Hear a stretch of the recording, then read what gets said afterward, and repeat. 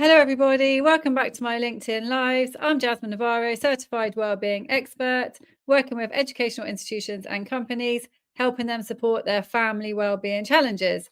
As you know, every week I interview different experts who make a difference.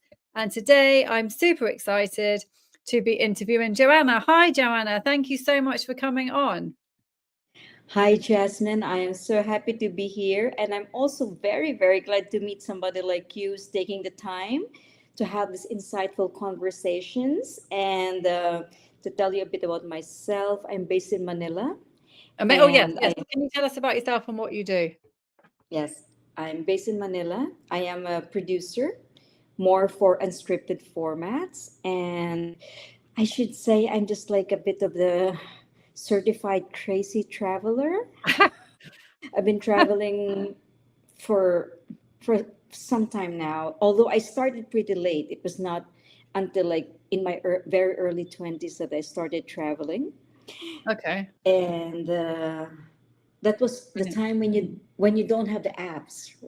That's the Oh, time right. you don't Yeah. even have the phone. That's when you have the Lonely Planet book, and Yeah. you Oh, actually brilliant. read a map and a GPS. Oh, So that's the range. amazing. No, amazing. So, no, I'm so happy to have you on. And we've had so much interest in this topic, especially from women, actually, about traveling alone. So, you chose today solo travel secrets, what you learn when you go alone. And can you tell us a little bit about why you chose this topic? What does that mean? And hi, everyone. Welcome who's joining now. Yes. So hello everyone. So maybe there are people who are so familiar with traveling and exploring and have traveled solo for a long time. But so I would just want to focus on those who are just about to try. Okay. But either way, I will not say that you're going to be like really super happy, but I can say that each and every one of us has to try it at least once. It's either you go like totally nuts or you love it in the first hand. Oh, really? Yes, because solo travel is not just about logistics. It's not just about finding the best deals and then putting yourself in another space. Solo travel is really very introspective. You are going to find a lot of things about yourself when you travel solo. And there are very basic questions that you may not really feel that is important, or you may see like, oh, it's just really very easy to answer. But these questions is maybe something that a person could be evading. And one question is, what do you want? Oh, When you're brilliant. traveling solo, the question is, what do you want? Where do you want to go? There's nobody else to blame because each and every moment is your choice. Logistics is key, of course. Safety is paramount. So, and anybody who's listening is going to watch this solo travel is not just throwing cares to the wind. I'm going to get drunk, pass out on the beach, and nobody's, I'm throwing caution. I'm no, my parents are not with me, my husband is not with me, and I'm just going to go wild.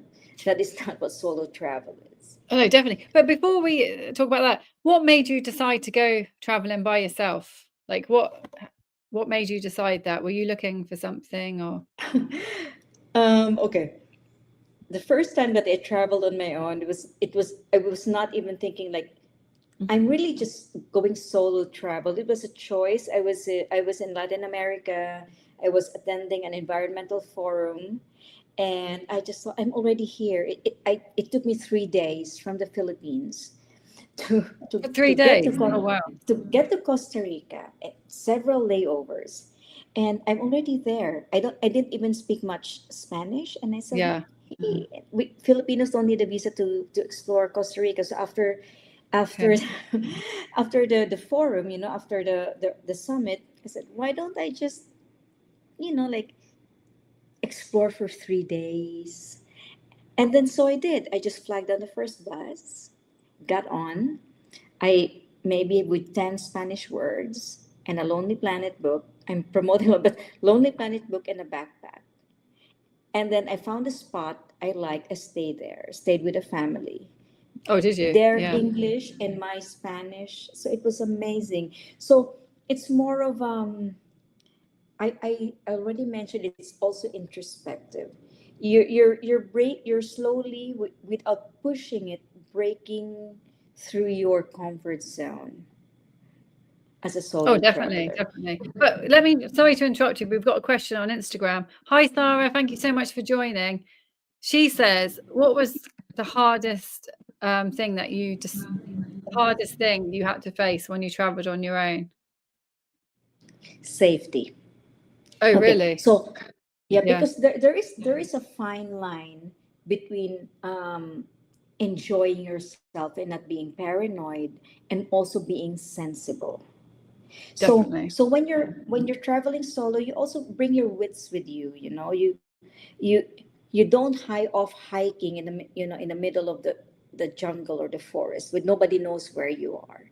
So logistics is very important. So it also helps you become very organized. You triple check, you double check. Maybe for me it's easier because I'm a producer. Logistics is like a middle name. It's something I Okay. do like sleeping. So that's key. And then another one is safety. You Yeah. need to How did tell you your prepare? host, your hotel where you are. You the basics. You don't go drinking and partying with people you don't know.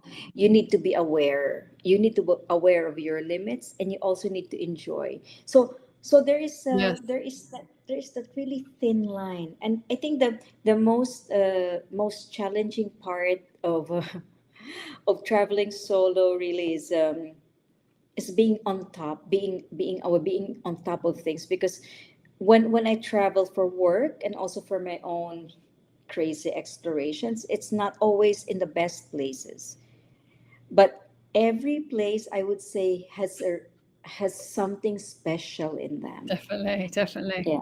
So I've also traveled in places where there's an ongoing coup, or where Or have you? there's after a calamity, or where there is practically nothing there, and I'm stuck. And So why did you go to those places? Is it because you had to for work or you wanted the adventure? And how did you cope? How did you manage those situations? Because they're quite challenging if you go to a country and things are happening like that politically. I mean, yeah. um, it's also because also of being a documentary filmmaker, I'm Oh, yeah. also enamored with stories, and also being an environmental social activist, and I'm also an animal activist. So it's going to places where your expertise is needed. It's going to places to see what's happening, and to be able to put the dots together, that when you're traveling you're also contributing to something.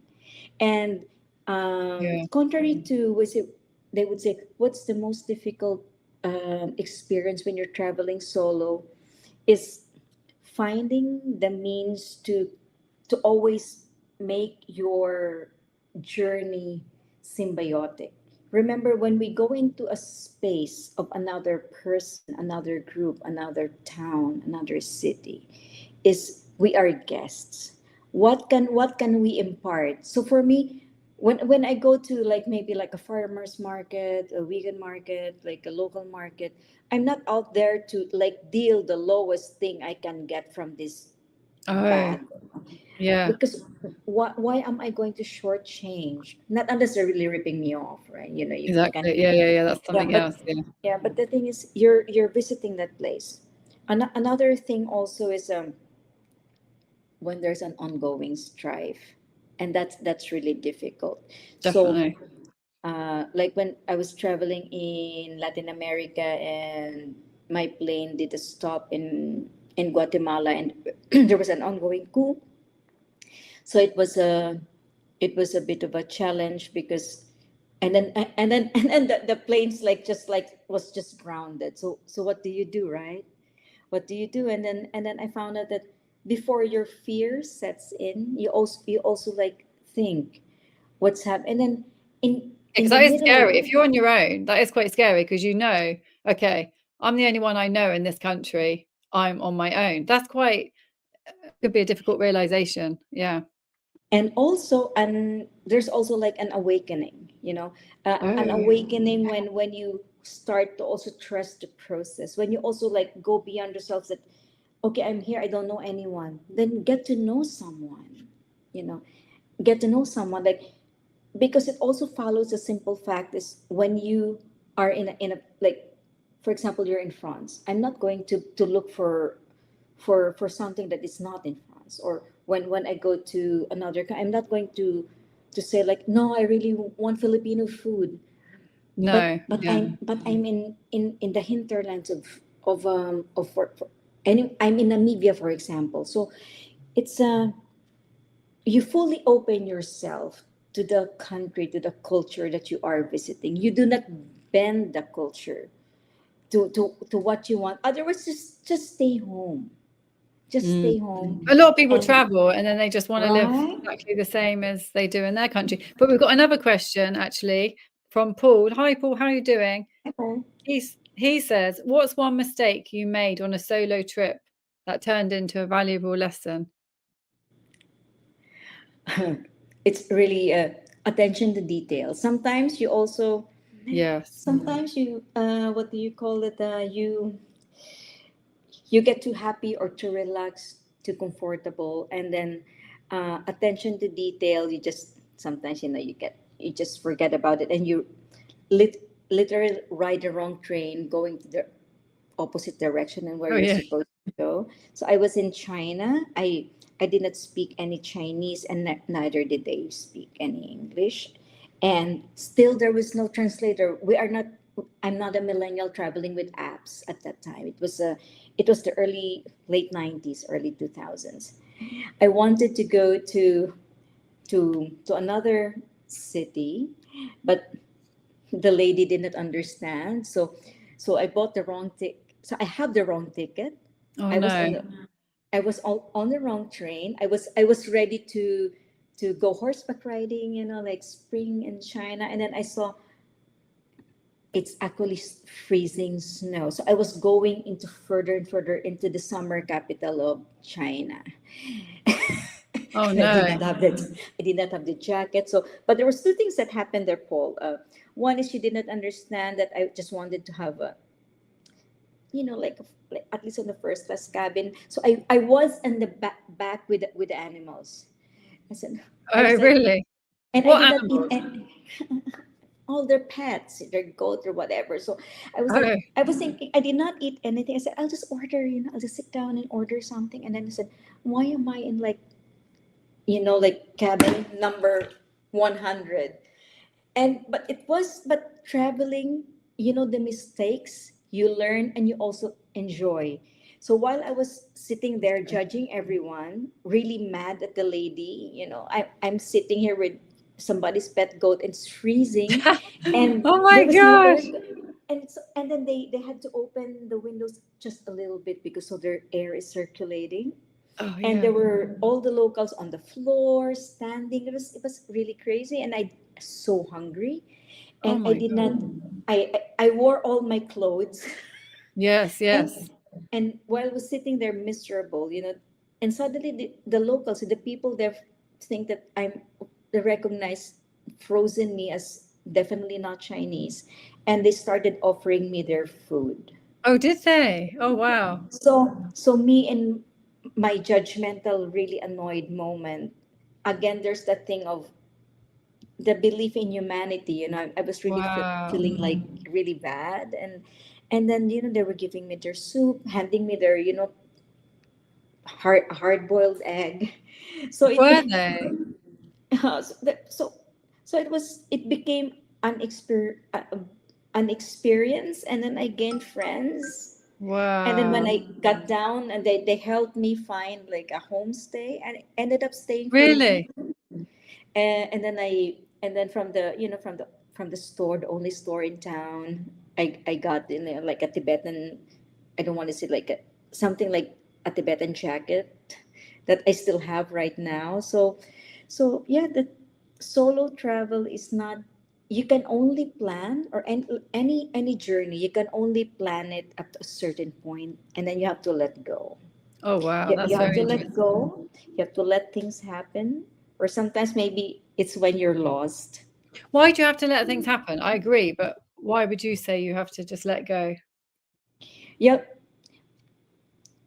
Letting go is a, what do you call it? When you want things to be like exact, very exact. No, Okay. I yeah, I'm supposed to be here. Mm. Throw the watch, just Yeah, stop time for control. a moment, but not unless you're working, or stop time for a moment. Just go with the sun, sunrise, sunset. Am I hungry? I'll sit here. Another thing is, now that we have smartphones, is Mm. stop taking the selfies every single time. Although I'm Asian, of course, I still take a photo of my food, or take a selfie of myself with, like, with the background. But still, the thing is, for me, I just do it usually on the last day or the first day, unless something unique is happening. Yeah, not Because constantly. and maybe for all the other travelers, is allow yourself the time to get your mind and your spirit to have the memories, not your phone, Wow. Oh, not yeah. your hard drive, not your laptop, but just Mm. yourself. Experience it, remember it. You're not going to forget it ever. Just Yeah. stay And I think still. no, yeah, sounds amazing. And I think what you said as well about meeting those friendly people on the train. I think also when you're on, because a lot of people think, oh, I don't want to go on my own because I don't want to be on my own.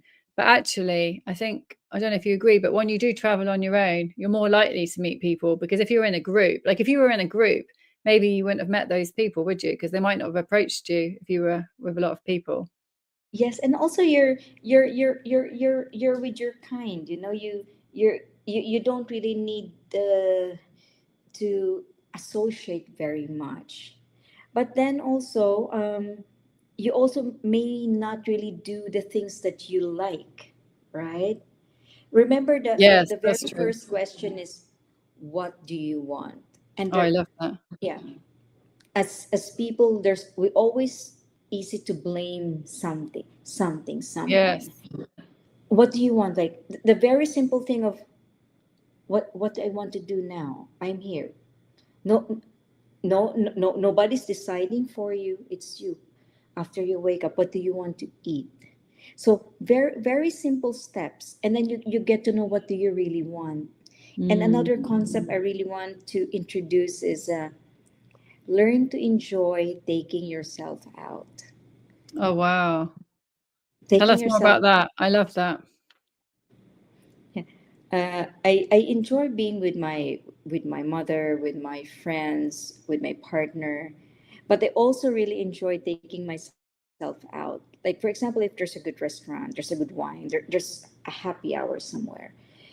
I would probably ask people, "Hey, you want to join me?" But I'm not going to, like, sit there and wait and sulk because, oh, look, nobody really wants to come with me. It's not the responsibility to come with you. You invited them. It's your If you really want to try it, it's your responsibility to take your body, sit there and enjoy it. And then, of course, the whole concept of, so what am I going to do there? Nothing. Sit there, take yourself out, eat the food, drink the wine, sample something. I've You're never not heard that expression. I absolutely love it. Take yourself out. I've Take never yourself actually heard out. that. It's such a simple expression, and you can use that not just traveling, just in life in For general. Yeah, we don't need to wait for people. We can take ourselves out. And so after that is, because when we learn to live with ourselves, is that's the time that we also learn to be better with others. Because Yes. we cannot meet people, like, always, like, on a half lid, you know. The concept of, you complete me.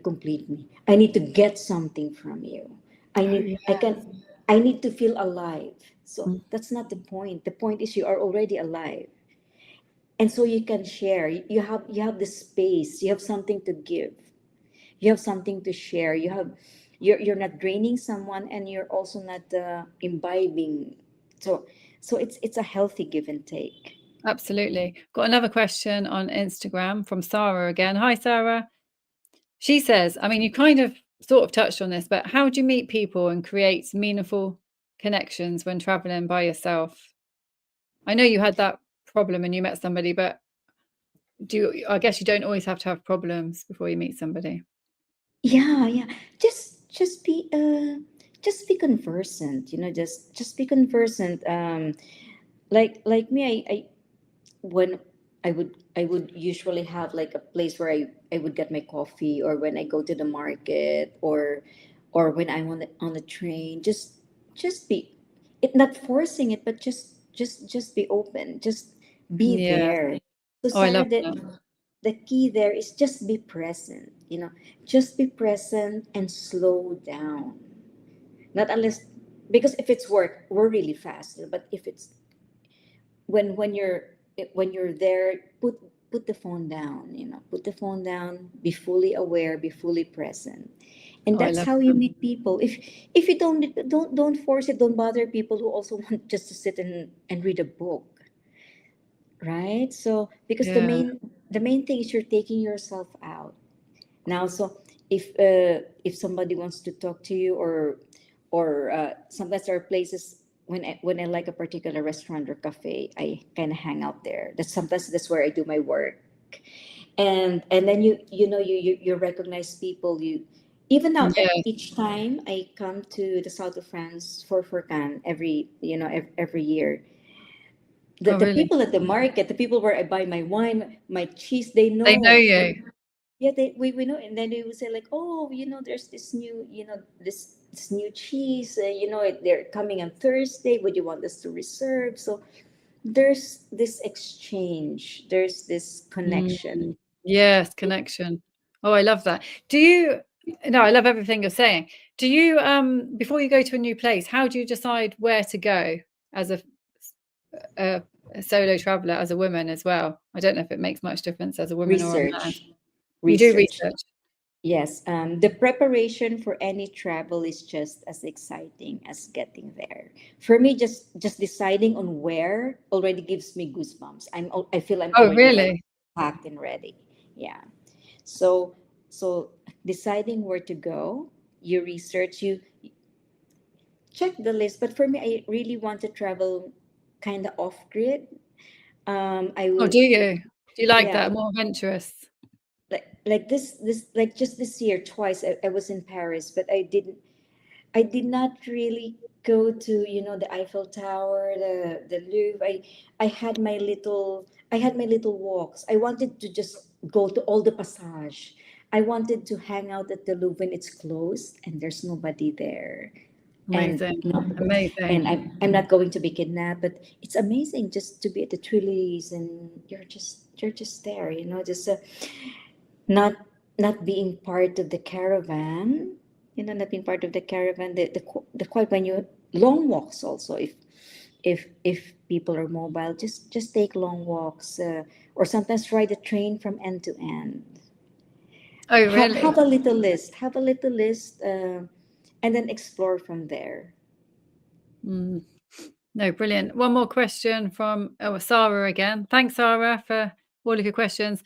I mean, this is what we were talking about, but she says, if you could give one piece, like the most important advice to someone considering their first solo trip, what would it be? I mean, you have kind of mentioned this, but The first, okay, if there's only one advice for a solo trip, is for you to fully enjoy it, is number one is safety. Everything that I've said earlier yeah, is already a given. Is safety.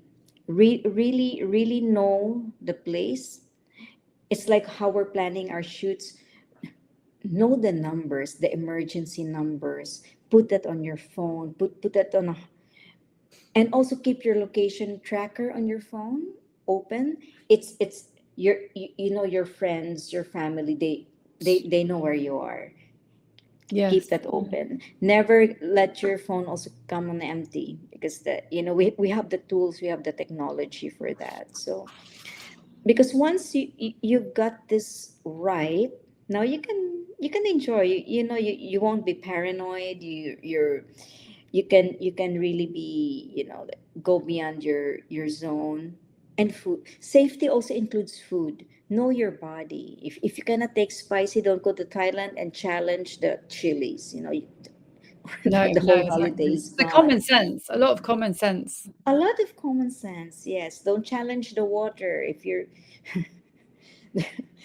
buy bottled water if Oh you're yeah, not that's sure. true. Yeah. No, brilliant. No, thank you so much, Joanna. You've said some amazing things. I mean, the thing that I'm really taken away is, take yourself out. I absolutely love that. I definitely need to write a post about that. But thank you so much for sharing everything. Thank you everyone for your questions. But is there anything else you want to say before we go? I would I don't I think I cannot repeat it often enough is solo travel may not be for everyone, but everyone has to try it at least once in their lives. Mm, And then you can say brilliant. whether you like it or not, but really take yourself out. It does not have to be like in the farthest end of the spectrum. Maybe the And next city is a good step. brilliant. And let me just ask you a question before we go. How has it changed your life, this solo traveling? I would say introspection and expansion.